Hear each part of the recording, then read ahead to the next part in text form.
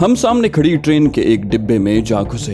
ये कोई passenger train थी जिसमें ज्यादा रश नहीं था। उस्मान वाकई इस खतरनाक सूरत हाल से बौखला गया था और अपनी बौखलाहट का मुजाहिरा उसने ट्रेन में सवार होते भी किया। जब वो दरवाजे में घुसते ही मेरी तरफ पलटा, बोला यहाँ तो पहले ही काफी लोग हैं। उसने घबराए हुए लहजे में मुझे मुखातिब किया। हालांकि हमारे प्लान के मुताबिक हमें एक दूसरे से आशनाई जाहिर नहीं करनी थी। मेरे पीछे भी गाड़ी में सवार होने वाले 2-3 बंगाली खड़े थे। चंद सानिये को तो मेरी समझ में ना आया कि क्या करूं, लेकिन मेरे औसान बहाल थे। मैंने उसे आंख के इशारे से वापस आने को कहा। क्या बोलता है बाबा, साला इतना लंबा सफर ऐसे तो कटने से रहा। ठीक है, चलो दूसरे डिब्बे में चलें। दूसरे डिब्बे में दाखिल होने से पहले उसका कंधा दबाकर मैंने 2-3 मरतबा थपका और तसल्ली दी। घबराने की कोई बात नहीं। शायद उस्मान को अपनी बौखलाहट का एहसास होने लगा था। उसने बड़े अजीब से अंदाज से सर को हिलाकर कंधे झटके, जैसे ये कोई नफ्सियाती तरीका हो औसान बहाल करने का। वो मुस्कुराने लगा। दूसरे डिब्बे में अपनी बरादरी के कुछ लोगों को देखकर खामखा मेरी बातें खिल गईं।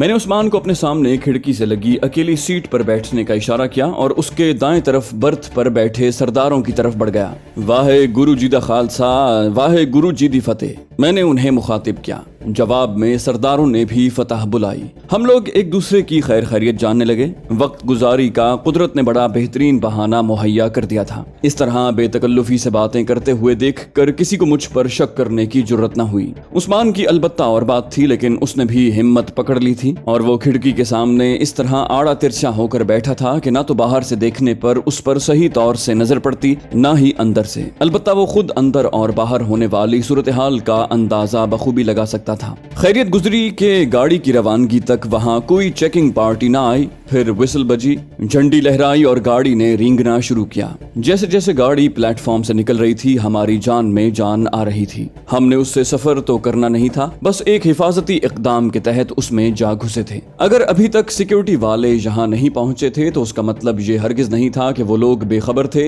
या उन्होंने गाड़ियों में ताक झांक करना मुनासिब ही न जाना हो। मेरी छठी हिस्स ने उस प्लेटफॉर्म पर चकराते कई मुश्तबा चेहरों की अब तक निशानदही कर दी थी। अभी तक हमारा उनके हाथों महफूज रहना किसी मौजज़े से हरगिज कम न था। क्या शुभ नाम है अपना?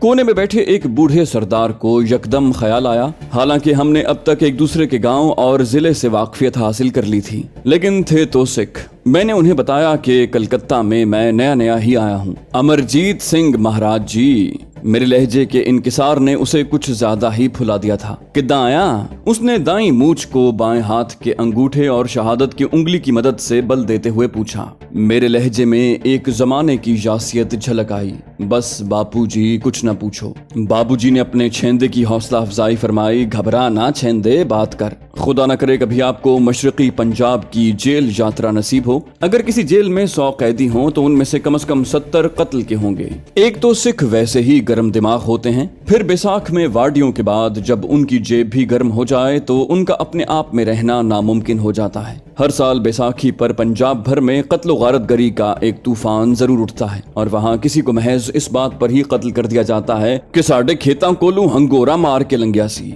यानी हमारे खेतों के करीब से खांसते हुए गुजरा था। मैंने कहा, दुश्मनी महाराज जी, मैं अकेला ही बचा हूँ, वरना तो सारा कुंबा ही। और मेरी आंखें छलक पड़ी। ओ पुत्र, ओ आशिके, ओए पुत्र, मान रख, वाहे गुरु बली करेगा। उसने उठकर मुझे थपकी दी। मैंने अपनी कमीज की आस्तीन से आंसू पहुंचे। उस्मान हवन्नकों की तरह मुंह उठाए मेरी समत देख रहा था। फिर उसने यूं गर्दन हिलाई जैसे उसे सारे मामले की समझ आ गई हो। मेरा नाम आत्मा सिंह है पुत्र। मेरे होते हुए ना कोई यहाँ तुझे कुछ कह सकता है, ना वहाँ तेरा बाल बीका हो सकता है। उसने बड़े एतमाद से ये बात कही थी और जब वो बात करता तो उसके हमराही बड़े मुअद्दब होकर उसकी गुफ्तगू सुनने लगते। क्या मजाल जो कोई उसकी बात में मदाखलत करे। मैंने हाथ बांधते हुए कहा, धन्यवाद बापूजी। फिर वो मुझे अपना एड्रेस समझाने लगे। वो कलकत्ता का मशहूर ट्रांसपोर्टर था, सूरज गुड्स ट्रांसपोर्ट का मालिक। उसके 20 के करीब तो जाती ट्रक थे और इतना बड़ा करोड़पति आदमी पैसेंजर ट्रेन से आखिर कहाँ जा रहा है, ये था वो पहला सवाल जिसने मेरे जहन में कुल बुलाना शुरू किया। उसके एक साथी साथी ने शायद मेरे अंदर जागने वाले वसवसों को भांप लिया था।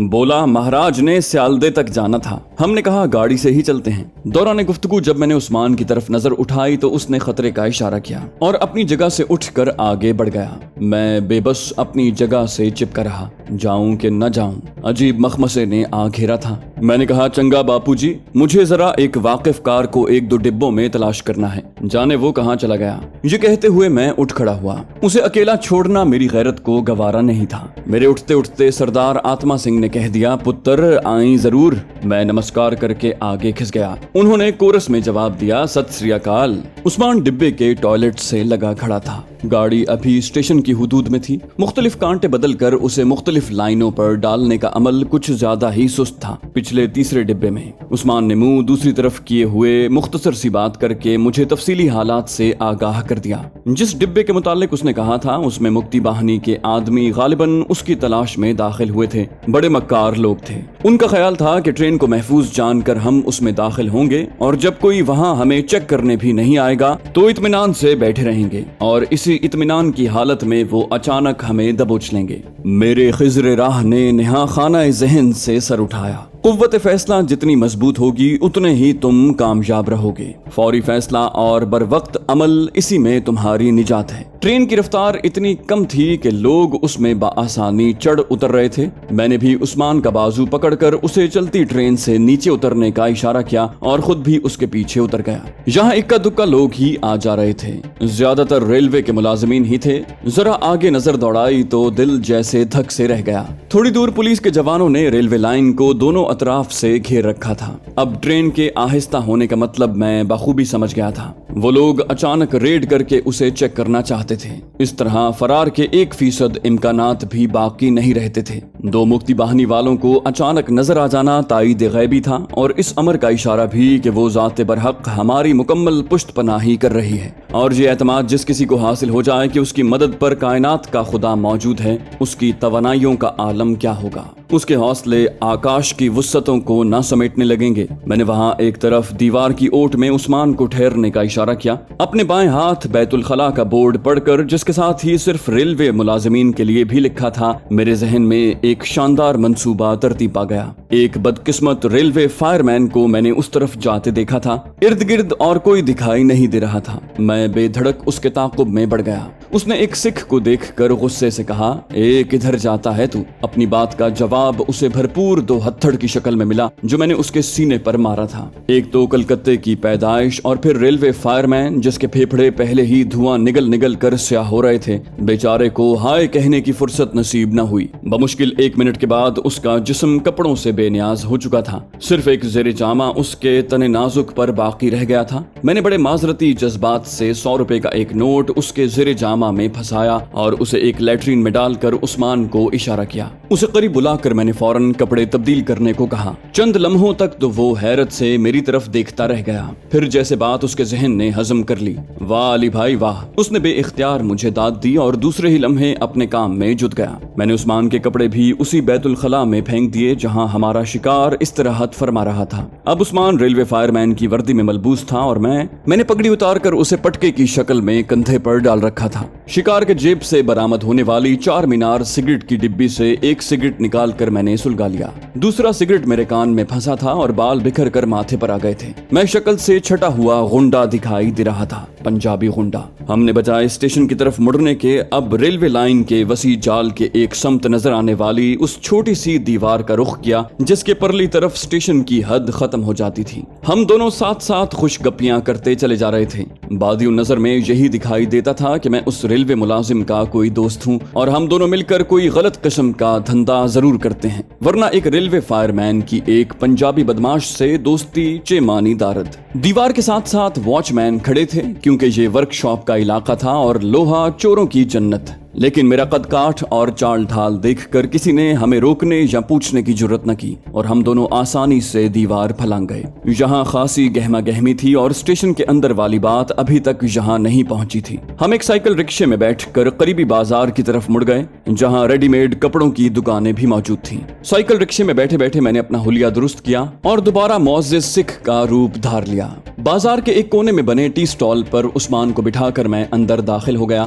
थोड़ी देर के बाद मेरी वापसी वापसी एक बेहतरीन रेडीमेड सूट के साथ हुई। हमने एक तफरीह गाह का रास्ता लिया, जहां चेंज करने के बाद उस्मान जब मेरे सामने आया तो वो रेलवे फायरमैन की बजाय एक मुअज़्ज़िज़ और अमीर किस्म का बंगाली नजर आया। उसके बदन पर बेहतरीन सूट और आंखों पर शानदार ऐनक जमी हुई थी। मेरी घड़ी उसकी कलाई पर मुंतकिल हो चुकी थी और शेव करवाकर उसने दाढ़ी से भी निजात पा ली। वो एक क्लीन शेव बिजनेसमैन नजर आ रहा था। ब्रीफकेस उसने हाथ में पकड़ा हुआ था, जिसमें एक बड़े बैंक की चेकबुक और भारतीय करेंसी मौजूद थी। ये चीजें भी मैंने अपने पास से मुंतकिल की थी। मैंने वहां से दूर दराज एक मकाम पर बने आला होटल में उसे कमरा लेकर कयाम करने और अगली हिदायत तक वहीं रहने को कहा और खुद उससे अलग हो गया। मुझे सेफ हाउस की फिक्र खाई जा रही थी। मेरा रुख एक प्राइवेट टेलीफोन बूथ की तरफ था और जैसे ही मैंने अपने दोस्तों से राब्ता कायम किया, वहां पहले से मेरे लिए पैगाम मौजूद था। नंबर 2 पर 5 बजे शाम। उस वक्त 4 बज रहे थे।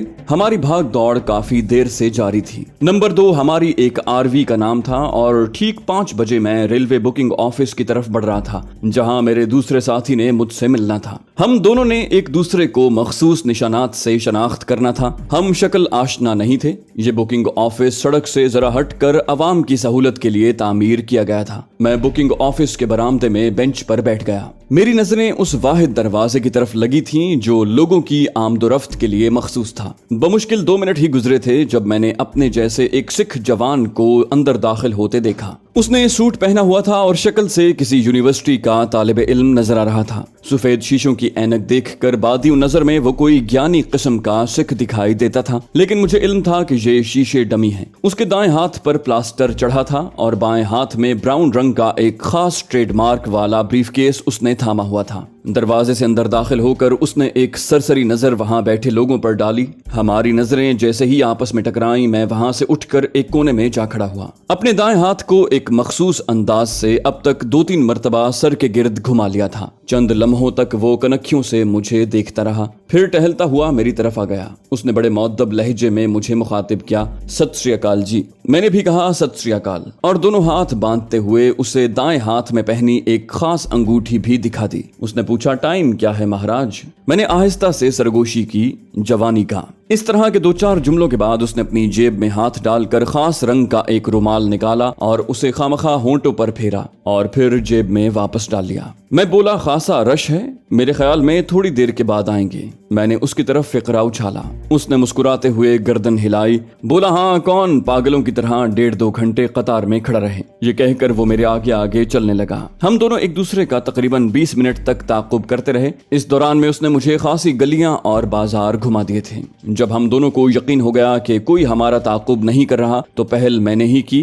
क्योंकि वो मुझसे जूनियर था। मैंने 2-4 लंबे कदम उठाए और उसके बराबर जा पहुंचा। बस करो यार, सुबह से जूतियां घिसा रहे हैं। मैंने कुछ ऐसे अंदाज से कहा कि खामखा उसकी हंसी निकल गई। उसने झुकते हुए कहा, जैसे आपकी इच्छा, और हम करीबी रेस्टोरेंट में घुस गए। सुबह से मुसलसल भाग दौड़ ने भूख चमका दी थी। रात की स्याहियां कलकत्ते का चेहरा नोचने को तेजी से उसकी समत फैल रही थी। सड़क किनारे बिजली के खंभों से लटकते बल्बों की बीमार रोशनियां झपक झपक कर अंगड़ाइयां ले रही थीं। लोगों की आमदोरफ्त बढ़ती चली जा रही थी। मैंने बैरे को ऑर्डर देते हुए उससे पूछा, खैरियत रही? उसने हंसते हुए कहा, एकदम खैरियत। वो लोग शायद आपकी वापसी के मुंतजर हैं। ठिकाना उनकी नजर में है। जब रात को मायूस होकर वो छापा मारेंगे तो ताकतवर टाइम बम उनका मुंतजर होगा। मैंने उसे तहसीन भरी नजरों से देखा। वेल डन, खासे अक्लमंद मालूम होते हो। वो इनकिसार से झुक गया, थैंक यू सर। ताज़ा हिदायत उसके जरिए मुझे हासिल हुई थी और अगले प्रोग्राम से मुताल्लिक तफसीलात का भी इल्म हुआ था।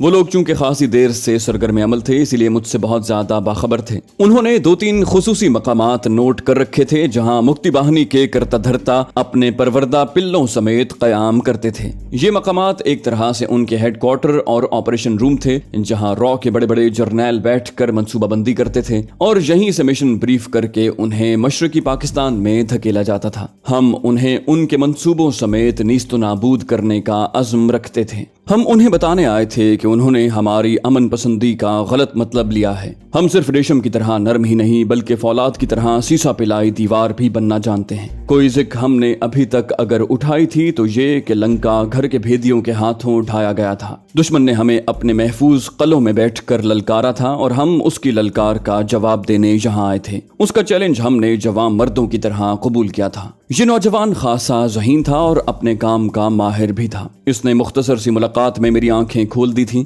हमारे पेशे का तकाजा भी यही था कि मैं उसके मुताल्लिक कोई जानकारी हासिल न करूं। वो कोई भी था तो अपना। जो कोई भी उसका साईं था उसने उसकी सरपरस्ती का हक अदा कर दिया था। करीबन 1 घंटे तक वो मेरे साथ रहा, फिर अगले रोज का प्रोग्राम देकर रुखसत हो गया। अब मेरे लिए मसला था रात गुजारने का कि रात कहाँ बसर हो। होटल, सराय, आश्रम, मुसाफिर खाना, कई पनागाहें थीं, लेकिन मेरे जहन ने एक और ही तरफ रहनुमाई की, आत्मा सिंह की तरफ। वो डेरेदार आदमी था और मेरी कोई अदा उसे भा गई थी। फिर ये भी तो मुमकिन था कि मेरे जहन ने उसके मुताल्लिक जो नजरिया कायम किया था वो सच ही साबित हो। जी हाँ, मेरी छठी हिस्स ने ज्ञान हासिल किया था कि ये शख्स वो नहीं जो जाहिरी सूरत में नजर आता है। ये तो कोई गैर मामूली किस्म की चीज है, और अगर ये बात सच थी तो कुदरत ने मेरी मुलाकात यूं ही उससे नहीं करवाई थी। आत्मा सिंह मेरे लिए तुरुप का पत्ता साबित हो सकता था, जिसे फेंक कर हारी हुई बाजी जीती जाती है। तो दोस्तों, ये थी हमारी आज की एपिसोड। उम्मीद करते हैं आपको हमारी कहानी पसंद आई होगी। जाने से पहले इस वीडियो को लाइक कीजिए और शेयर करना मत भूलिए। कमेंट करके हमें बताइए कि आपको हमारी वीडियो कैसी लगी, और अगर अभी तक आपने इस चैनल को सब्सक्राइब नहीं किया तो इसे सब्सक्राइब कीजिए और बेल आइकन दबाकर ऑल नोटिफिकेशंस ऑन कर लीजिए।